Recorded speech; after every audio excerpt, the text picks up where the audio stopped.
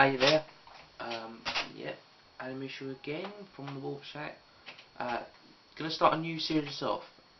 In wake of me explaining the narrative campaign, I'm gonna do a talk about each of the planets. Each one will have its own part, right? So, first one I'm gonna start off doing is Dremora, which you'll know from my games with Ian and whatnot. Sorry, 1 second. What is it?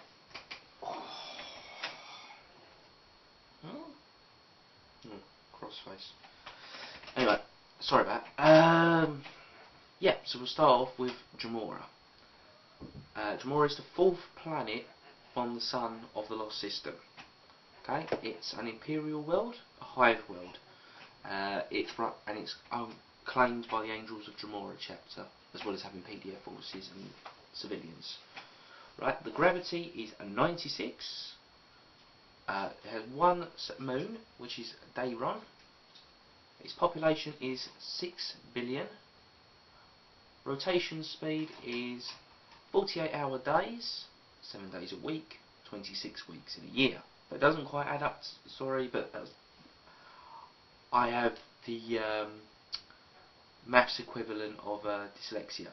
So that is the best I could do with my inabilities. Climate classification is extreme hyper-arid. This world is a desert world.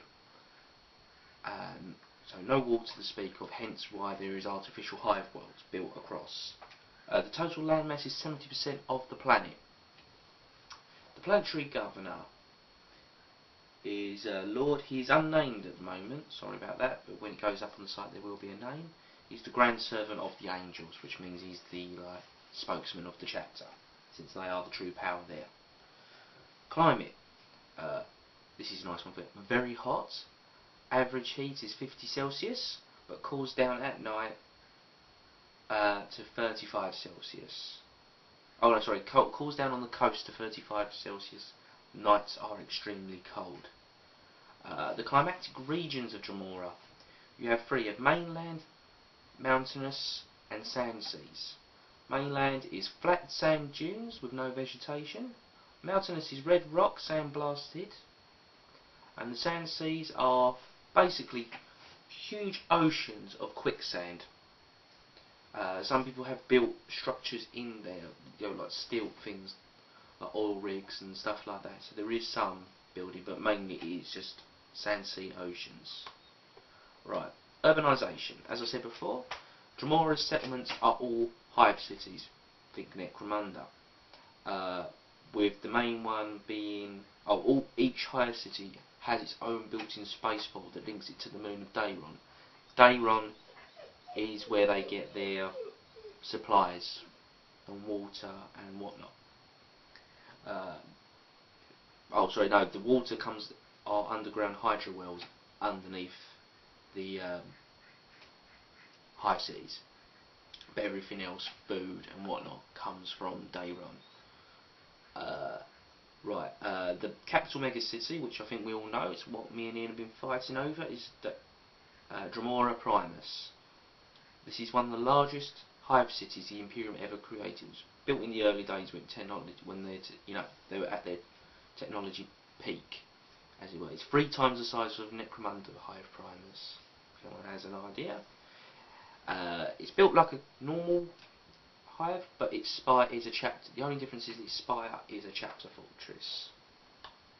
Okay. Terraforming.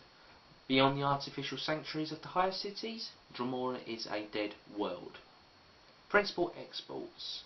Exotic food. Technically it is from Dremora, but Dremora, through mining, does produce ferroalloys.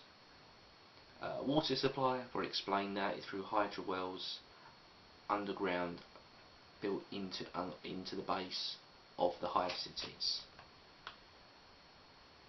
Food supply. Again, this is from Dremora. Dremora, I keep mentioning it, I'll put it now. Dremora is one of the moons of Dremora. Think Endor.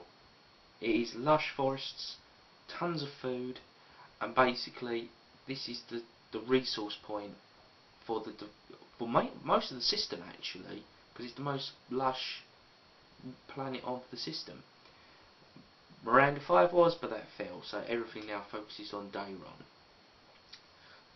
Society. It's mostly poor farmers.